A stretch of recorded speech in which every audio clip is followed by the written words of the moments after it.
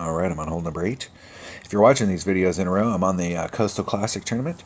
We're in Tuesday's qualifying round.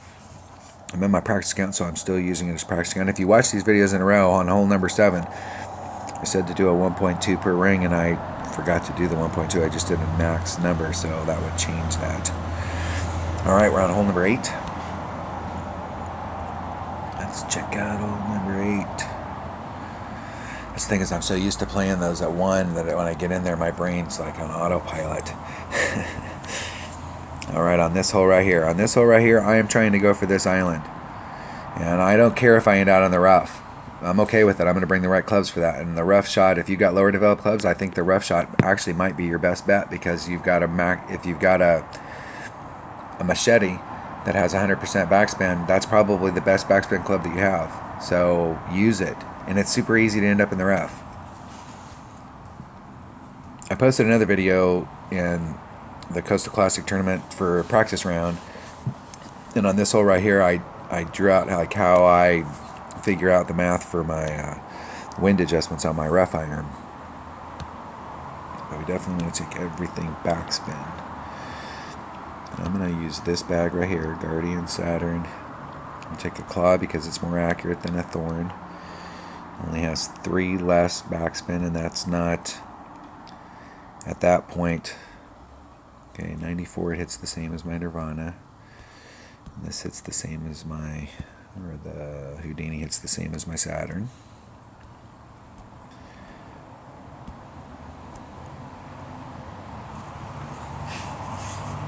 Big Tapa, Guardian, Saturn, Claw, Machete, Houdini. We're seeing a trend here. 100% backspin. 100% backspin. 91% backspin.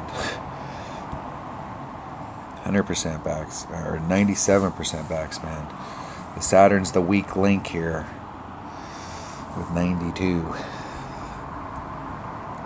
And that 92 can barely get it done. So bringing your big backspin stuff, that's what you're looking for. Whatever clubs you have in your bag, and I can tell you, you're going to have that machete at low level. It's a level 3 club. You're going to get machete cards. It's going to be a club. I play with a machete in my low level account. That's the club. And I won't switch from that club until I can get a Nirvana, because the backspin comes in handy on a lot of different situations. I got full backspin stuff. Bringing a Titan. Now what I've been doing out here is I haven't been putting on enough curl. So I've been in the rough, only because I haven't been putting on enough curl. I'm like right next to, I'm up by that upper fairway, and I'm off to the left. And you look to the right, and there's this massive fairway, and I just keep missing it. And I'm about mid fairway.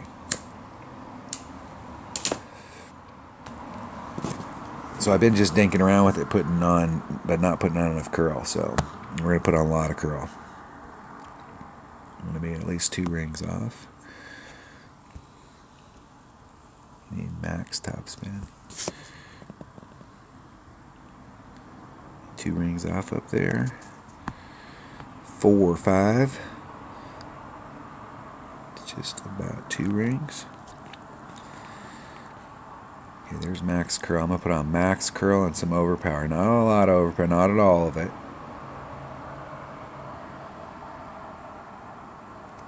Hitting it great on the inside.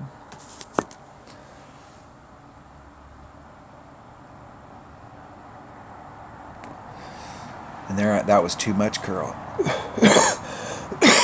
Now the way I'm going to fix that is I'm going to make a note here. 3 rings off.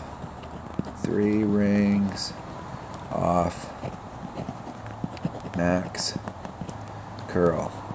And I was 2 rings off down there. When I was at rest, I was 2 rings off. Whenever I'm doing curl, I always like to be 3, but if you stretched it out, so you were in the max overpower, you pulled it forward, and I was more in the clear out here in this fairway.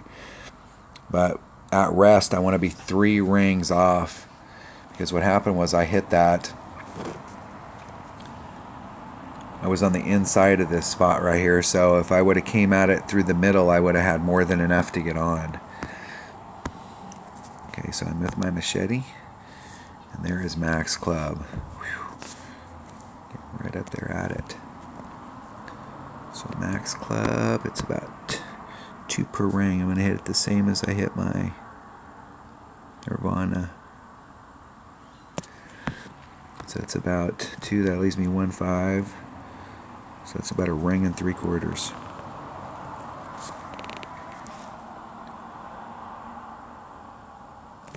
Hit it great to the right.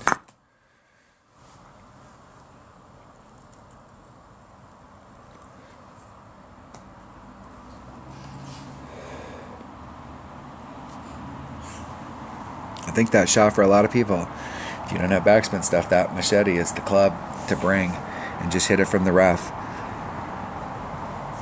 But no matter what you decide to hit on this hole or how you want to play it, you need to make sure that your rough iron is a machete, and that if you have a Houdini and it has its backspin, you need to bring it instead of whatever other sand wedge you normally bring, just in case if you end up in the sand, you were going to want the same stuff. Everything in your bag that you have that's got backspin, you want to bring that.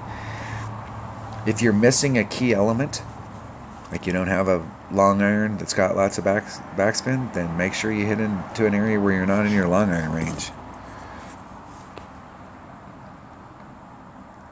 Taking 2 shots. I'm going to take 3 shots.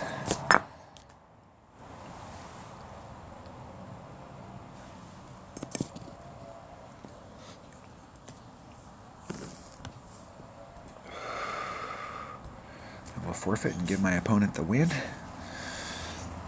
That way I will not qualify. You can see there's a bunch of sandbaggers in my deal. Good luck. I'm at +1. I finished 8, so these people will get ahead of me.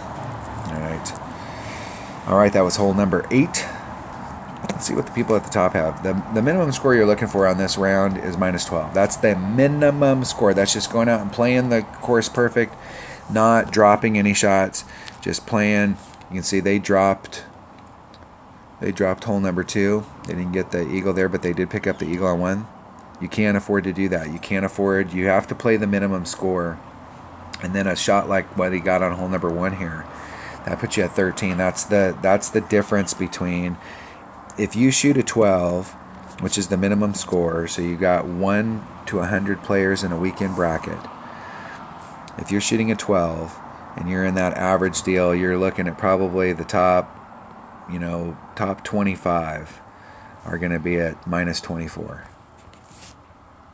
And the highest -24, whoever came in with the best tiebreakers. If you shoot a 12 in the opener and a 24 a 12 in the qualifier and a 24 in the opener and come in with the minimum score like that, you're going to be high up in it. There's going to be a few people that may have you beat in tiebreakers, but you're going to be pretty high up in the bracket. And so you're probably looking at a top 15 just by shooting 12, 24, 24. You're looking at a top 15.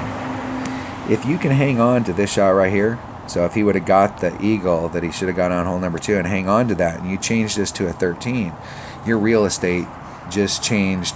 Even if you just do that once and you shoot a 25 versus a 24, you went from a top 15 to a top 10.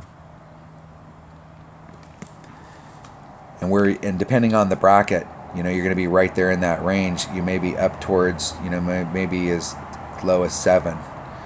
Somewhere between the top 10 and 7. Could be as high as 12, somewhere in that neighborhood. But you've just changed. Now you're in the top 10 deal.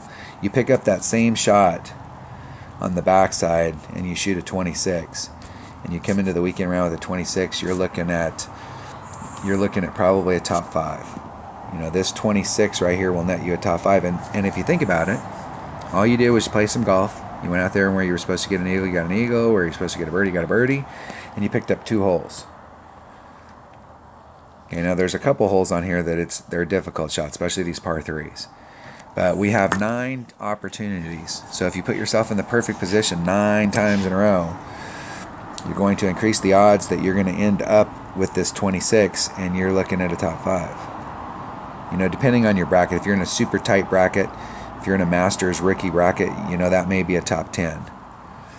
This 24 may go really deep. In my rookie account that plays in a Masters bracket, this 24 will probably go down to 70th. if you just shoot the average round. You have to shoot better than the average round to have any kind of shot at anything. All right. That was hole number 9, or hole number 8.